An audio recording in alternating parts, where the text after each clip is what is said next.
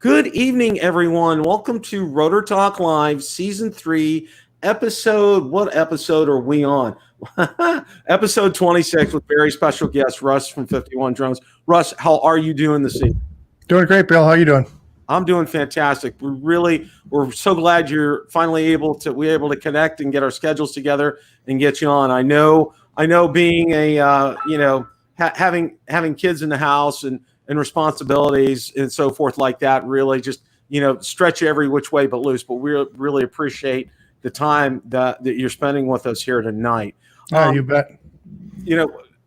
I have to say this, and I did talk to you a little bit about this in the pre-show, but tell us how you're doing, how your family's doing, things doing good for you guys.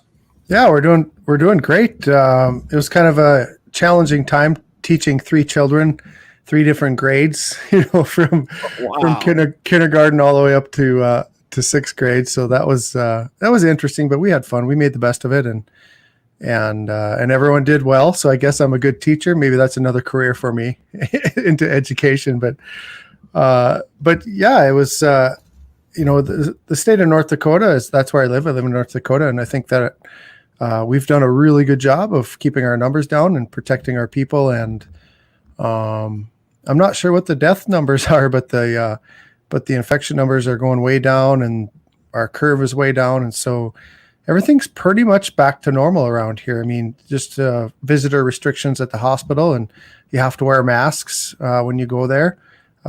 Still a lot of people wearing masks, even though we don't have, I think we have right now 5 active cases in our county, but for the most part, it's pretty much business as usual. So we just got back to youth sports now. I just had a soccer game. We just had t-ball today for the first time this summer. So it's nice to see that, we're finally getting back to some level of normalcy. Hopefully we don't see, what some of the other states are going through right now with some rebounds, but yeah, we're doing okay. So how about you? Unfortunately, Florida's got a little bit of a rebound, our numbers going up, and it's I see that. In my wife's scheduled to actually go back into the office in 2 weeks. So we're we're crossing fingers. And what's fortunate is there's only 14 people in her office. So that's a good thing. And she has the option of getting an actual office with a door. So she's probably going to exercise that option. So, and then they're going to work half days. They're going to kind of split shifts and things like that. So yeah, a lot of people doing that. They're being smart about it. I mean, they're being proactive. Yeah. I got to start out with this, Russ. I don't think I've seen a DJI drone get as much hype. I don't know if I want to use the word hype, but as much discussion as the Mavic Air 2. And it's hit, and it's been, I thought the Mini did fantastic coming out of the gate. This is doing as well, or maybe even a tad bit better than the Mini. I mean, it's just incredible. Yeah, I think so. And the biggest reason is the value that you get for the price. Yeah, it's definitely more than the Mini, but look, it's everything that you're getting, and you're getting near the Mavic 2 Pro quality. So I think that's why it's getting so much hype. And DJI is the hype master. They're very good at hyping everything up. And so, I mean, they've been doing it for a long time now, and they're kind of the masters at it. But I just think that the early reviewers, when they first got it and we started watching their videos, and we started seeing that, wow, this thing really gives impressive footage. And the flight time, I don't think anyone's gotten over 28 minutes. I haven't seen it if they have. So they're kind of far off on that. I've only gotten 27 every time, and I've flown it, I think, probably 12 times now, and I've only gotten 27 minutes every single time. So I actually got 25. Yeah. See, and see, it kind of kills me, Russ, is, a lot of times, I'll head out now. I think you've probably seen where I fly. We have a lake back in behind our house, it's really kind of super nice. Yeah. But a lot of times, I'll have a headwind, and then I'll have a tailwind, and then it switches direction on me. And, that's why I think that really kind of has interfered with, getting these kind of good run times that I'm looking for. I mean, right. but still, I mean, the capabilities of this drone the value for the dollar, like you said, is just off the charts. And I got real excited because I saw DJI kind of does it a little differently sometimes with who they give these drones to. Yeah. And I think Aldrin, I think he had a video out on it early, and I was watching that, and I got really excited about it after I saw his video. Yeah, yeah, and it's easy to do that with Aldrin's videos because he does such a great job. And that's the reason he's one of the original reviewers for DJI. And but yeah, I mean, everyone I watched, even iPhondo, he's pretty exciting to watch too. And you could tell those guys had another level of excitement when they saw how impressive some of the things were on the Mavic Air too. And I don't think anyone was expecting that because the Mavic Air had so many shortcomings.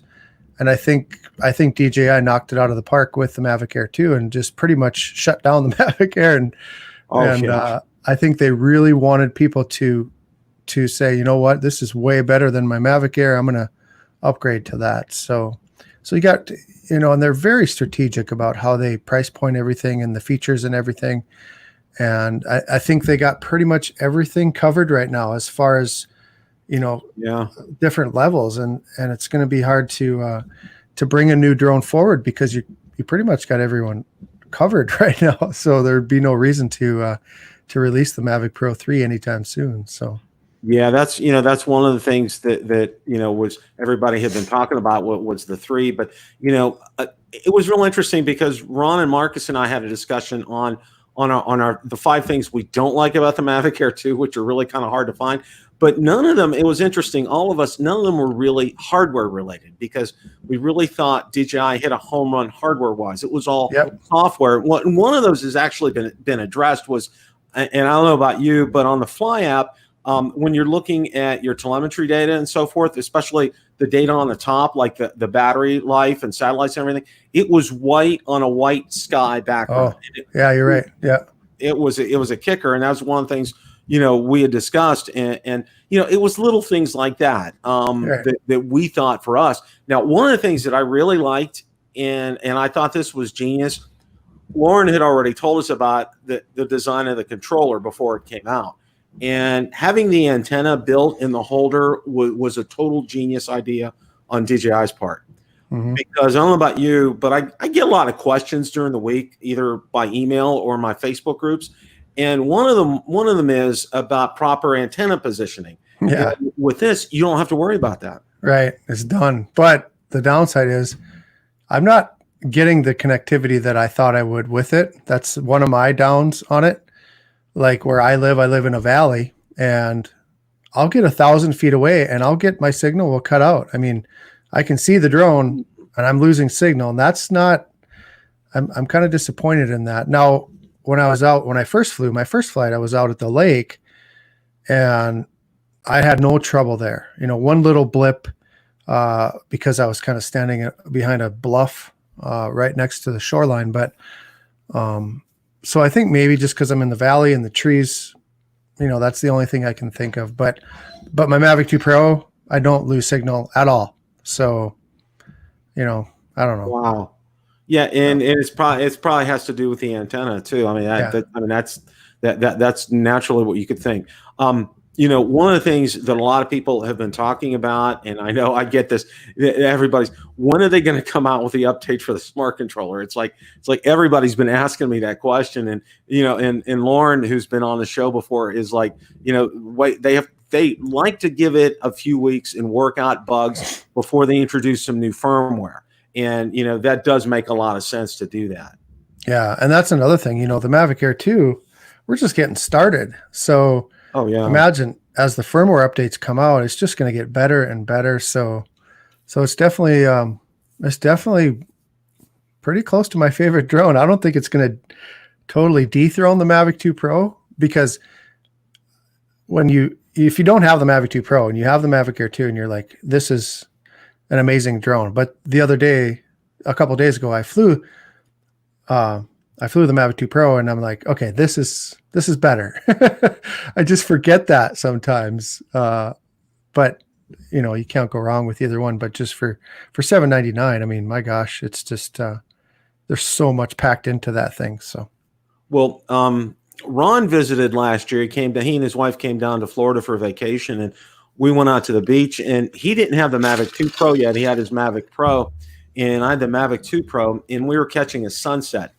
And he said, "Come here and look." And he was showing me his screen, how dark it was because of the low light capabilities. That low light, and then he came over and he looked at mine, and he was like astonished at it. And that sold him on the Mavic 2 Pro. He ended up going home and buying one. That's one of the things that I absolutely love is the low light capabilities, because I love doing sunsets, and we get some gorgeous ones because the lake actually is west. So I mean, it's a perfect made painting almost every night. Sure. But one of the things about the Mavic Air 2, and it's probably my biggest negative about it is it doesn't have the low light capability that the Mavic 2 Pro does. Which I could tell because I was trying to do a sunset and I looked at it, and it's just like I had to throw it into DaVinci Resolve and color grade it and brighten it and all that kind of good stuff. I mean, it just wasn't there because of that. Didn't have that capability. But like you said, it's a $799 drone. I mean, you're getting an awful lot for the money with that. Right. And for the most people that are getting into that level, they're not going to be expecting to get that professional. They're not going to be producing professional looking footage for clients. Most people are going to get that drone for themselves. So, as a hobbyist. Yeah, exactly. Well, and one of the other, the Mavic Mini, and when it came out, it was like, and one of the things that Lauren had told us, because he told us some things about it right when it came out, was that he said they will not be able to keep it on the shelves at the store. And wow, he was absolutely right. I mean, what a home run that drone was. I mean, it does everything you could ask for a drone at a $399 price. And I know that even with that Father's Day sale, I mean, it's even a little bit less from what I understand. I mean, that's incredible. Yeah. And definitely the 249 is very, very appealing. It's great timing. We'll talk about that later, I'm sure. We'll talk about that here with all the rules. But I think that was another timing thing on DJI's part. I think they did that on purpose. So, but it's a great little guy. I was going to ask you, where do you do most of your flying? Like right behind your house? Yeah, right behind my house mostly. But otherwise, I'll just drive. We have it's called Lake Sakakawea, which is about 45 minutes away. And I like to go out there and just fly around there just because it's a little nicer scenery than my house. And then we have a few smaller lakes around here. And I'll just go home to my parents and fly around there, countryside and stuff. So yeah, I have nothing really stunning. Like all my footage is pretty basic. And, I've been, I guess probably my nicest footage that I've ever gotten has been the Black Hills of South Dakota. And that was with my Mavic Pro. And then Medora, which is in the Badlands of North Dakota and southwest North Dakota. And the first day I got my Mavic 2 Pro, we went on vacation. And so I didn't spend much time on vacation. I spent a lot of the time flying the Mavic 2 Pro. But so there's some beautiful scenery around me, but you have to drive pretty far. You have to drive 2 or 3 hours to get to a lot of that nice stuff. And so I do with what I can, and I like to do a lot of my videos around my home because most of my stuff is done after I get home from work or, Saturdays. Sometimes I'll do it over my lunch hour, so I don't really have a whole lot of time to drive somewhere.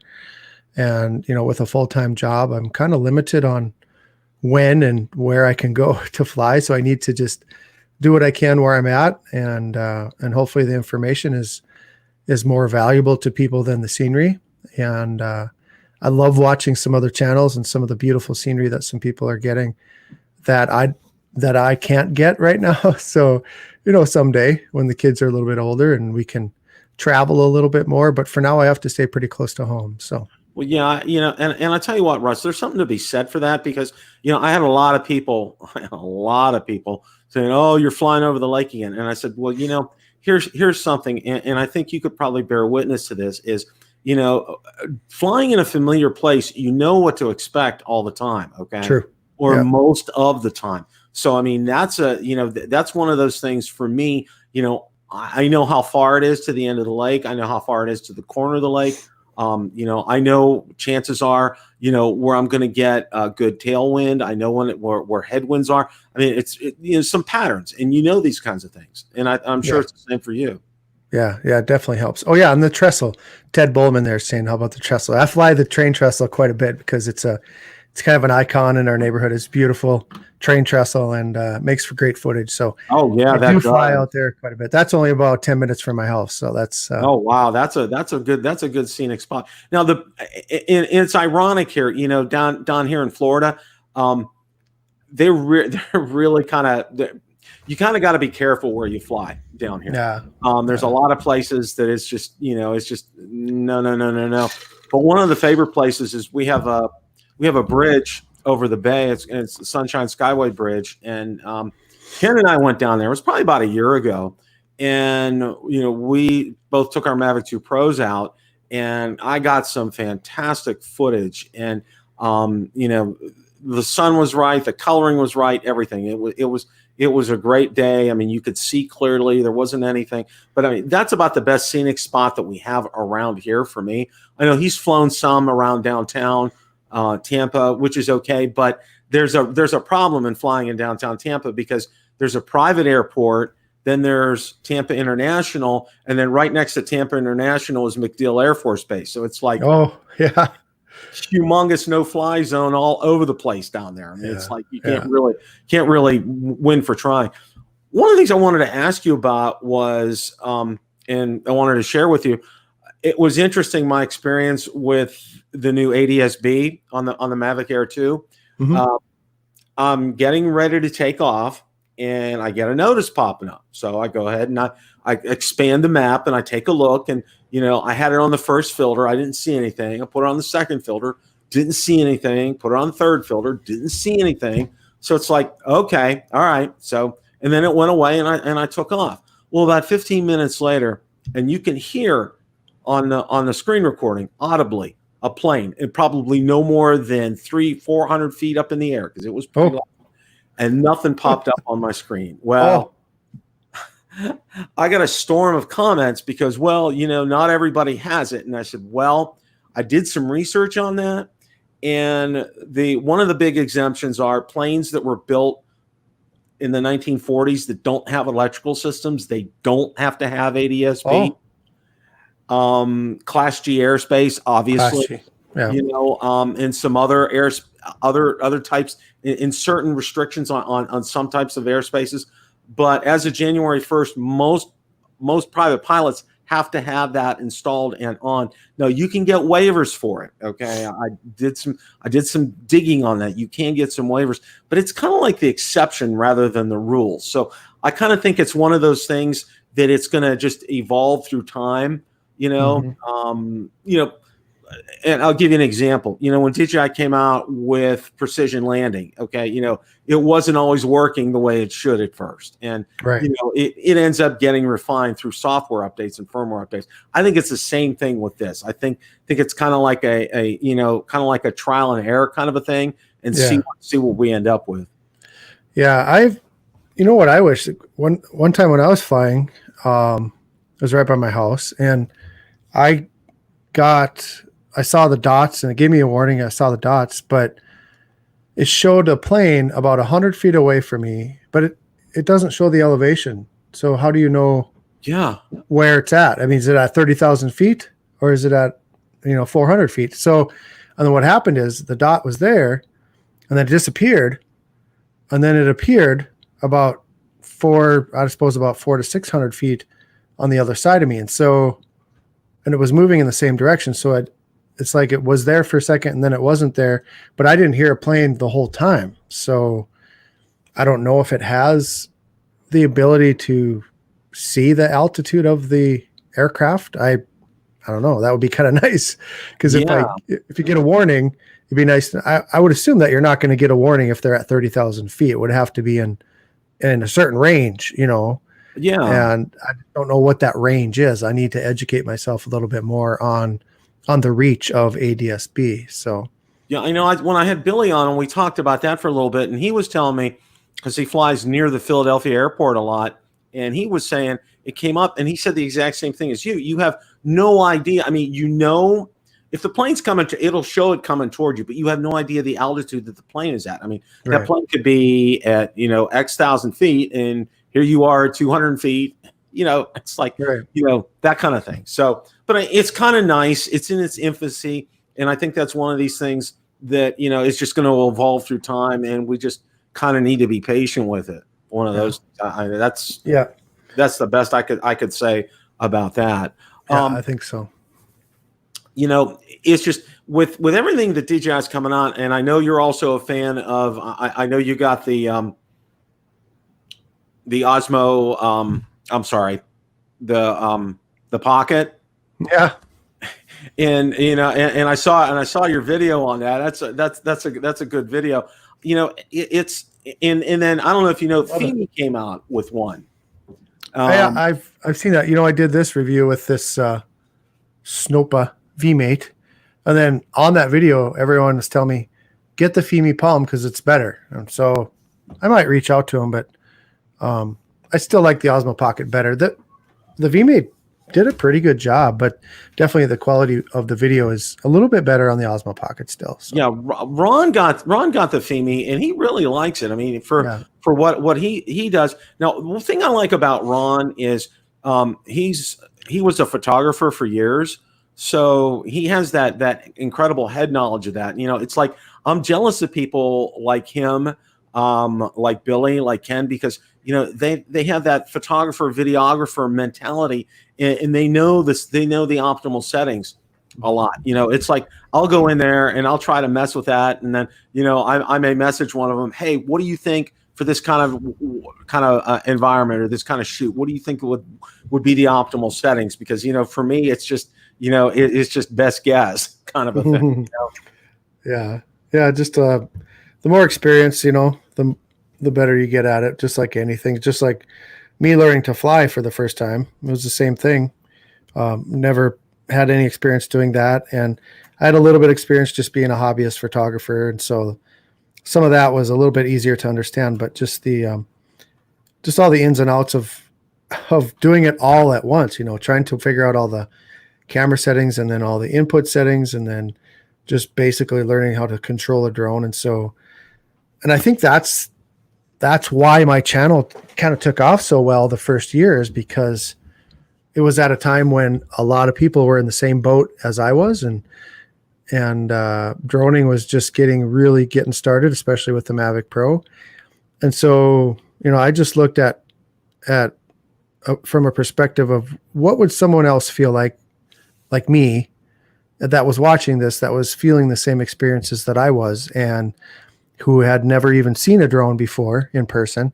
And how do you deal with trying to learn all of the things that it can do, because they're amazing pieces of technology. And I was instantly in love the first day that I flew it. And then when I started seeing the world from above, I'm like, this is awesome. I can see why so many people are hooked on this. And so, but yeah, just little by little, you just learn how to do those things. And then, you need to bounce off of other people, what they've learned through their experience as well. And I think that's why the drone YouTube community is so great, because everyone, helps each other out, and we all learn from each other. And then at the same time, we're not only learning from each other, but we're teaching all of our viewers through our learning process. And so I think that's the coolest thing about this niche. And so that's pretty much the reason that I think it's going to continue to succeed. Everyone's doom and gloom with remote ID.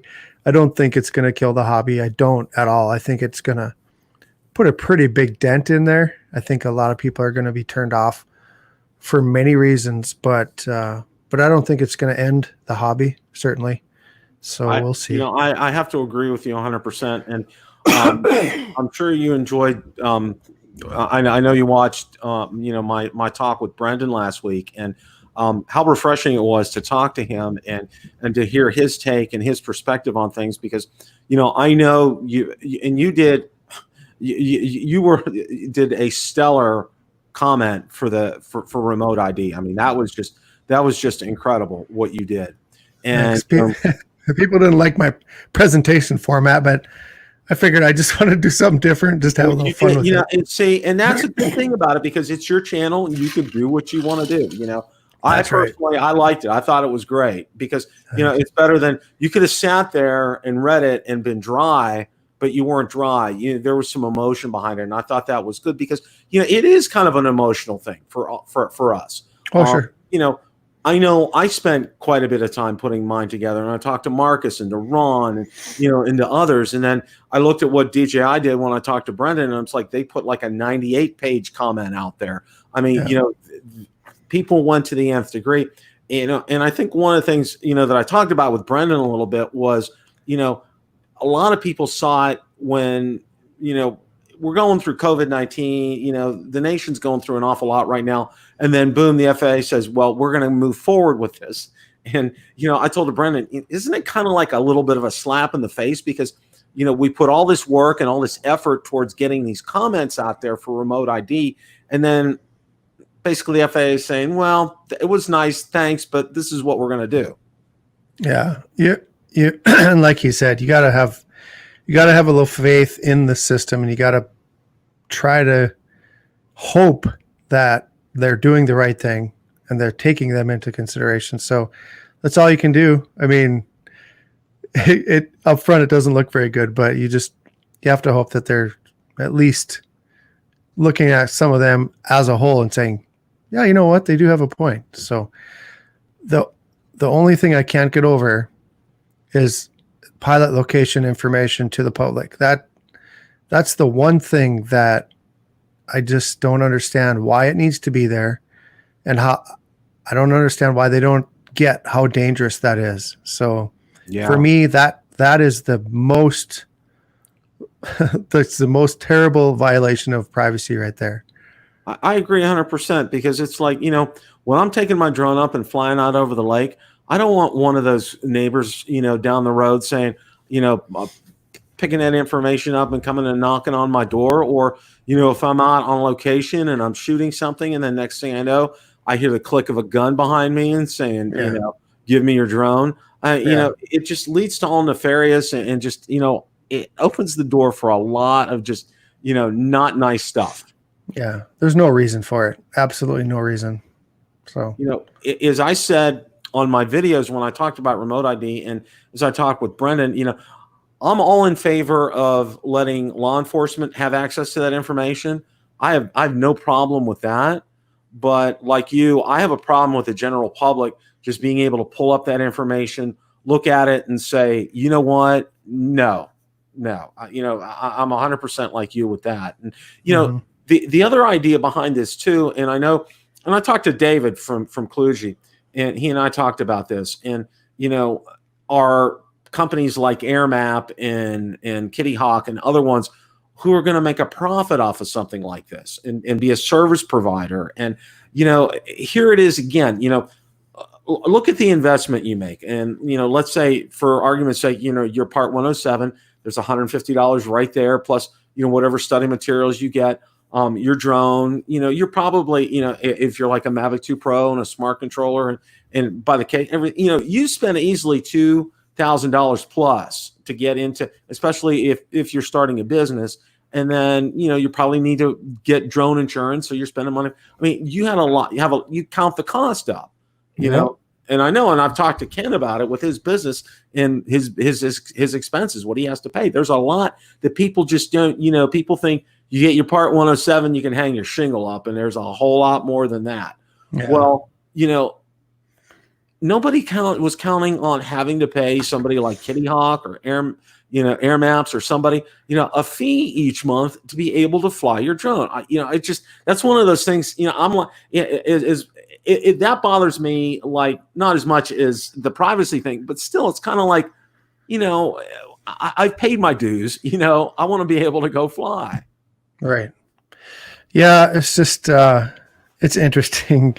I support businesses wanting to make money and want to be involved, but at the same time, you got to wonder, who's been lobbying for what this whole time. So it's hard to trust people when there's money involved. So but I just hope it works out for the best, and I just hope there's a little bit of common sense in the decision making. So Yeah, I think there will be. I think we're, you know, I think reasonality will be, you know, reasonableness will be there at the end of the day. And one of the other big things that I wanted to talk to you about remote ID is this. You know, I've been in IT for my whole career for 30 years, and anytime a new system is presented to, you know, people with decision making capabilities, you know, it's architected out, and then you know, a model is done up, and you know, a working model. In other words, you know, that this is not just something, a proof of concept on paper or on a whiteboard, but something that actually will work in real life.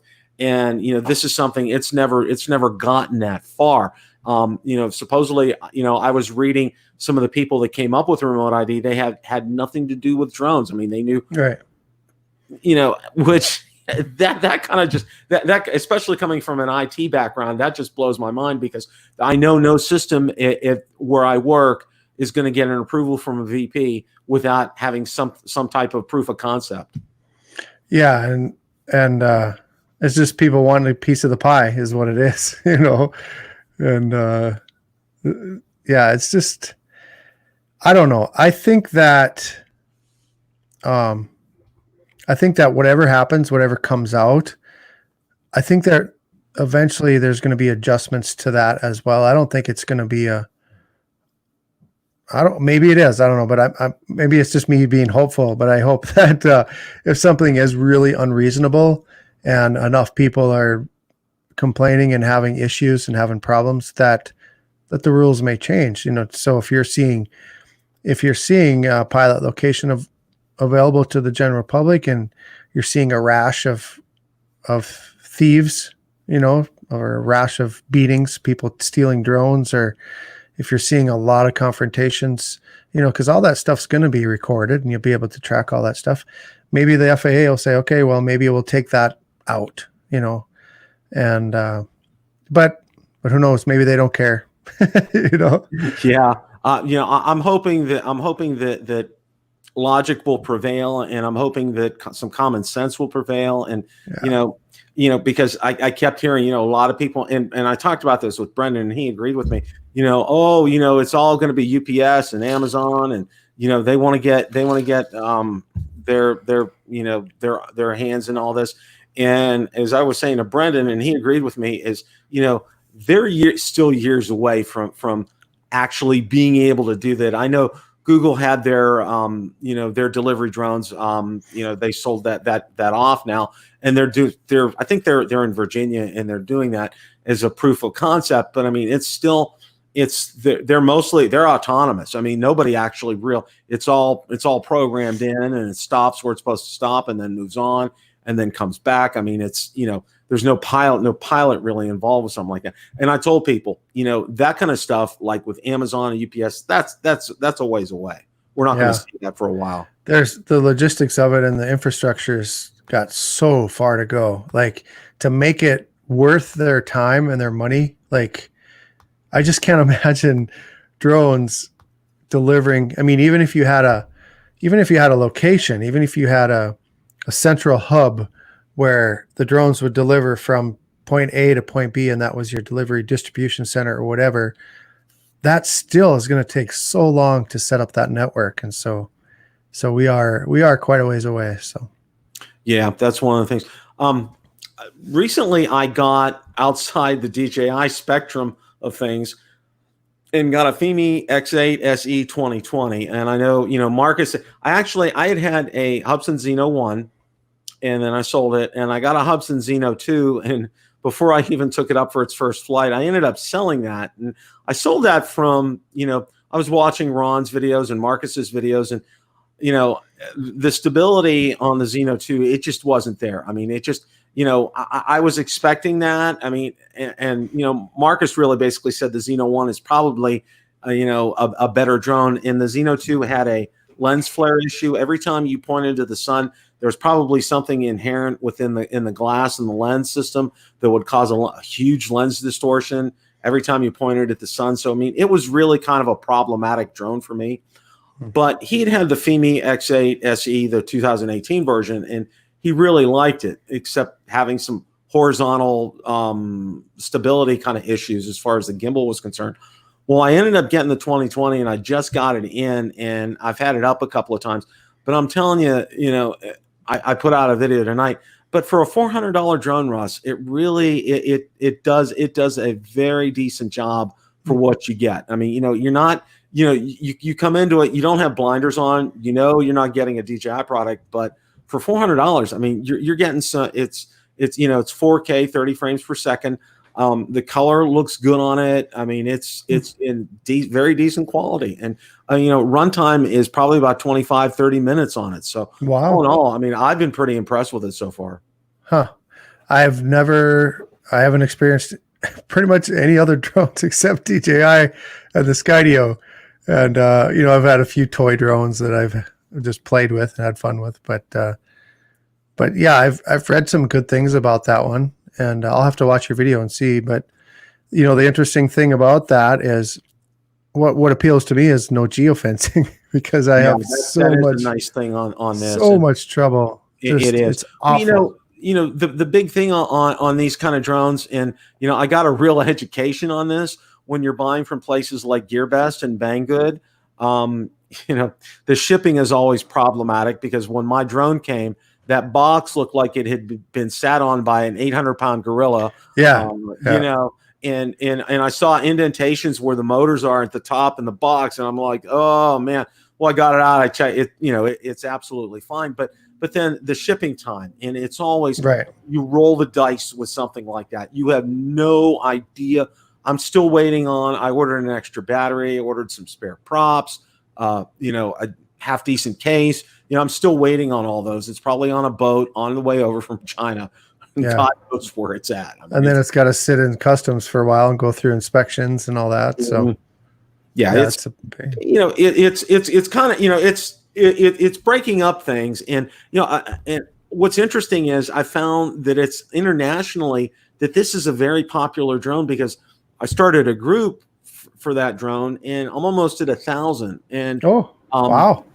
People from all over, from Greece, from Thailand, from the Philippines, from Europe, all over Europe, Norway, Sweden, Denmark, Germany. I mean, France. I'm getting all kinds of Greece. I'm getting all kinds of people who really like this drone and have ordered it. And same for the UK. People really like this drone. So I'm looking forward to it. I have a second one on order. And what I did was I was very careful, and I looked, and I saw some people who'd ordered theirs direct from China get theirs faster than getting it there's a distribution center in the United States. So that worked out. I still have that one on order, and I'm going to let it come through. And I have no idea what I'm going to do with that other drone. I might sell it. I might not. I might just keep it, because I'm really enjoying this drone. But the one thing I have to say is, they claim they have precision landing. Well, for me, it was going to be like 15 feet off the mat. I mean, it wasn't even close. Yeah, I'm sure. The precision for those are like in the general area. That's precision. That's exactly what it ended up being, was like in the general area kind of a thing, as far as that's concerned. For me, my first drone was an Autel X-Star Premium. And it was real interesting, because when I got it, I mean, I was totally green, and I did all kind of reading, and Autel had good customer service, and so that's why I ended up getting it. And for me, that experience was kind of led itself to getting the Mavic Pro, and I got the Mavic Pro. It's interesting. I joined one of the groups on Facebook, and it was a local group here in Florida. And somebody was telling me, Bill, you need to sell that X-Star Premium and get a Mavic Pro, so you'll really like it. And I did. And really, I haven't looked back. But I was fortunate when I got it, because when they first came out in October 2016, DJI had no idea how enormously popular it would be. And they underproduced. And it took them till January to finally catch up to their orders. And there were a lot of people that were really upset about that. Yeah. Well, I didn't even order mine until January, so I kind of got in just at the right time, because I was still trying to decide on what I was going to get, and just watched a whole bunch of videos, and I'm glad I went with the Mavic Pro. I think it was the perfect first drone for me, and it really started the whole thing. So it doesn't fly so well anymore. I just have I don't know what's going on. I've calibrated the IMU a couple of times. I've calibrated everything. Everything's updated, but it just has random flyways. It just takes off. I'll be flying it. Wow. All of a sudden it'll just go. Like, I don't know what's going on. So right now it's just it's kind of a emblem. It's kind of a paperweight, but it represents, what got started here. Basically, it'll be kind of my statue.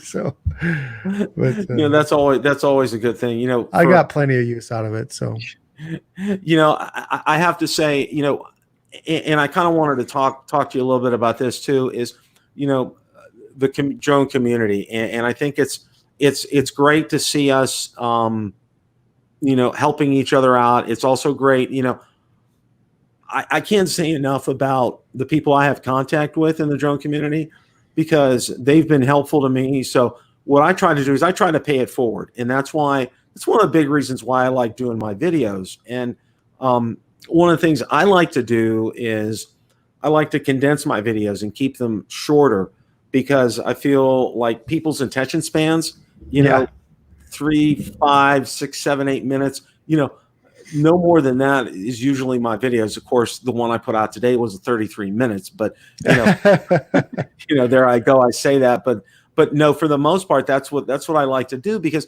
I want people to get information, get useful, because the whole idea is not to sit inside in front of a computer screen or your tablet and watch a video. Your whole idea is to be outside and flying. And, right. The sooner you can do things like that, the better. Well, probably one of the most helpful videos I ever put out there, and this was totally by accident. I got the Osmo Action, okay, and I was messing around with it, and the door came off. It's like, how do you put this back on? I could not figure it out. So finally, I typed it in on YouTube, and wouldn't you know it, it was a GoPro Hero 5, and this is how you do it. You push on the waterproofing material, it pops it out, and then you can put it in. Well, I put a video together for the Osmo Action. I get at least 10 to 15 responses a week. That video has been out well over a year. And it's like 10 to 15. Thank you so much. I was ready to throw it across the room, because they got so frustrated with it. But that's the kind of thing I really like. I really like getting that feedback that what I've done and what I've put out there and the content that we've put out there does actually help people. I think that's right. Yeah, it's all about value and offering kind of a place for people to come and get information when they need help. So, I mean, there's a lot of ways to do YouTube. You can be entertaining, you can be funny, you can be informative, and they all work. It just depends on, what you want to choose to do. So yeah, for the majority, they want information, they want tutorials, they want to be shown how to do something, and so I think that's why we all do so well. So yeah, and I agree.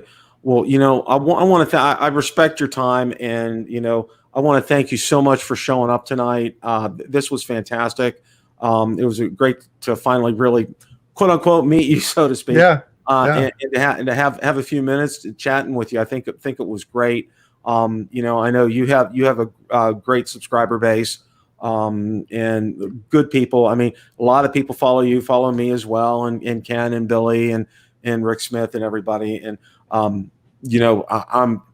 excited for what's coming up. I'm excited for that Mavic 3 sometime. I don't know when, but I think it'll hit sometime. But it's going to be like, which drone do I have to give up, kind of a thing. I know. Yeah.